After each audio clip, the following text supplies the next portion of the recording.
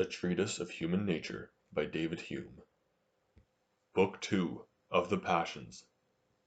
Part 3 of the Will and Direct Passions. Section 4 of the Causes of the Violent Passions.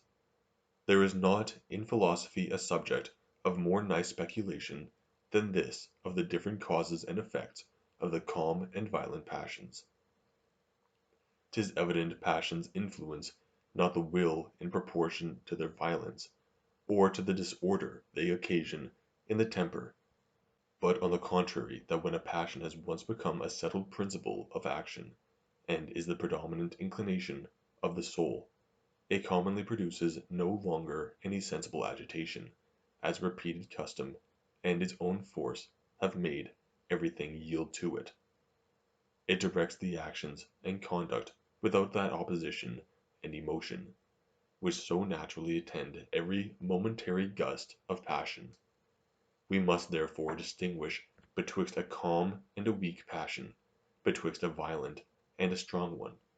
But notwithstanding this, 'tis certain, that when we would govern a man and push him to any action, 'twill commonly be a better policy to work upon the violent than the calm passions, and rather take him by his inclination than what is vulgarly called his reason.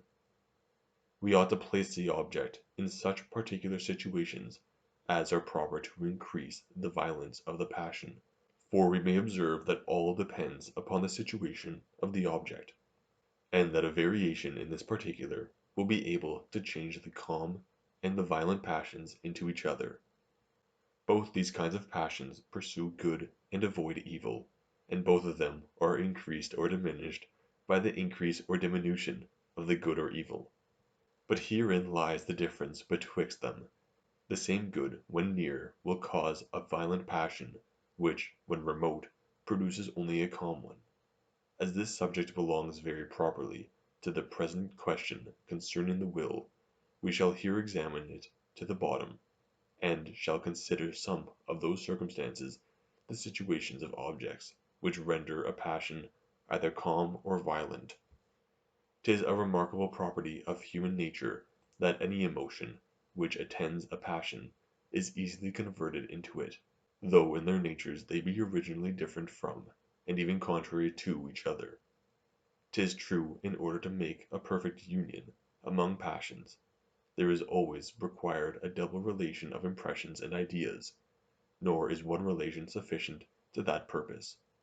But though this be confirmed by undoubted experience, we must understand it with its proper limitations, and must regard the double relation as requisite only to make one passion produce another, when two passions are already produced by their separate causes, and are both present in the mind, they readily mingle and unite, though they have but one relation, and sometimes without any.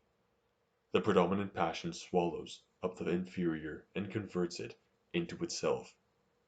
The spirits, when once excited, easily receive a change in their direction, and 'tis natural to imagine this change will come from the prevailing affection.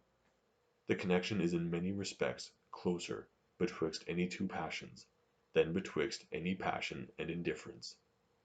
When a person is once heartily in love, the little faults and caprice of his mistress, the jealousies and quarrels, to which that commerce is so subject, however unpleasant and related to anger and hatred, are yet found to give additional force to the prevailing passions. 'Tis a common artifice of politicians, when they would affect any person very much by a matter of fact, of which they intend to inform him, first to excite his curiosity, delay as long as possible the satisfying it, and by that means raise his anxiety and impatience to the utmost, before they give him a full insight into the business. They know that his curiosity will precipitate him into the passion they design to raise, and assist the object in its influence on the mind. A soldier advancing to the battle is naturally inspired with courage and confidence, when he thinks on his friends and fellow soldiers, and is struck with fear and terror when he reflects on the enemy.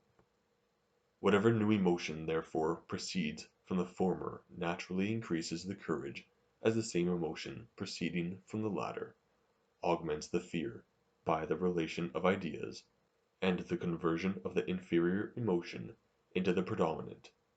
Hence it is that in martial discipline the uniformity and lustre of our habit, the regularity of our figures and motions, with all the pomp and majesty of war, encourage ourselves and allies, while the same objects in the enemy strike terror into us, though agreeable and beautiful in themselves.